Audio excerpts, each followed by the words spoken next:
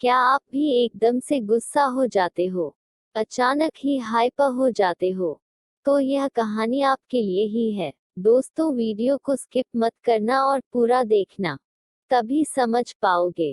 दोस्तों, सब्सक्राइब जरूर कर लेना ताकि आपको नई कहानी मिल सके, और शेयर भी कर देना, क्या पता किसी का फायदा हो जाए। दोस्तों, यह कहानी एक ऐसे व्यक्ति की है जो एकदम से गुस्सा कर लेता था, एकदम से ही हाइपर हो जाता था। ऐसे व्यक्ति अपना ही नुकसान कर बैठते हैं लेकिन बाद में पछताते हैं। राहुल एक मेहनती और ईमानदार लड़का था, लेकिन उसके बावजूद वह बहुत गरीब था। उसका सपना था कि वह मेहनत करके खूब पैसे कमाए और एक दिन अपने पैसे से एक अच्छा घर खरीद सके। कुछ महीनों बाद उसकी नौकरी लग गई। उसके माँ बाप ने उसकी शादी भी करवा दी और वह एक बेटे का पिता भी बन गया। लेकिन वह अपनी नौकरी से खुश नहीं था क्योंकि उसे गुस्सा जल्दी आ जाता था। ऑफिस में हर रोज किसी न किसी से उसकी बहस हो जाती थी। इसी कारण वह कई नौकरियां बदल चुका था। उसकी पत्नी रीना कई बार राहुल को समझा चुकी थी कि ज्यादा गुस्सा ठीक नहीं होता। उसकी पत्नी रीना पढ़ी लिखी थी। एक दिन रीना ने कहा, आप बार बार कितनी ही नौकरियां बदल चुके हैं, ऐसा कब तक चलेगा? क्यों ना हम दोनों मिलकर कोई बिजनेस शुरू करें। राहुल को आइडिया अच्छा लगा। कुछ दिनों के सलाह मशवरे के बाद दोनों ने मिलकर सब्जी और फलों का व्यापार शुरू कर लिया। राहुल बाजार आने जाने का काम देखता था और उसकी पत्नी रीना हिसाब किताब में हाथ बटाने लगी। कुछ सालों की मेहनत से बिजनेस अच्छा चल पड़ा। दोनों ने मिलकर काफी पैसा कमाया और एक बड़ा घर ले लिया। बेटे बंटी के कहने पर उन्होंने एक महंगी गाड़ी भी ले ली। एक दिन बंटी को स्कूल में किसी त्योहार की वजह से छुट्टी थी। राहुल भी ऑफिस नहीं गया था।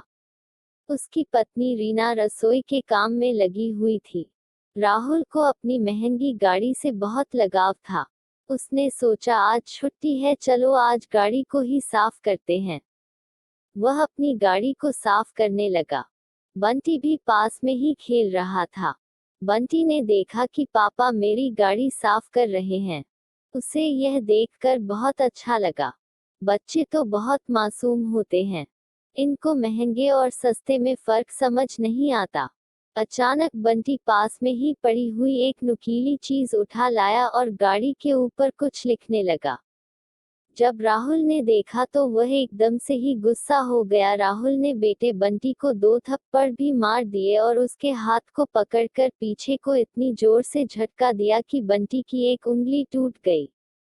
दरअसल राहुल ने यह जानबूझकर तो नहीं किया था, लेकिन वह अपनी गाड़ी को इतना चाहता था कि वह बर्दाश्त नहीं कर पाया और गुस्से में इतना नुकसान कर बैठा। बंटी रोने लगा तो रीना दौड़ी दौड़ी बाहर आई। जल्दी से राहुल और रीना बंटी को डॉक्टर के पास ले गए। डॉक्टर के दवा आदि करने और इंजेक्शन देने पर बंटी सो गया। बाद में राहुल ने जाकर जब ध्यान से देखा तो वह स्तब्ध रह गया और रोने लगा।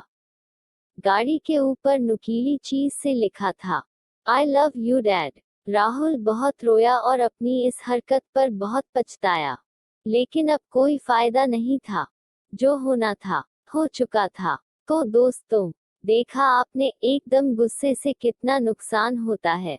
दोस्तों, इस कहानी से मैंने तो बहुत कुछ सीखा है। इस कहानी के बारे में आप क्या सोचते हैं? कमेंट करके अवश्य बताना। हो सके तो अपने किसी दोस्त को भी शेयर कर देना, क्या पता किसी का फायदा हो जाए।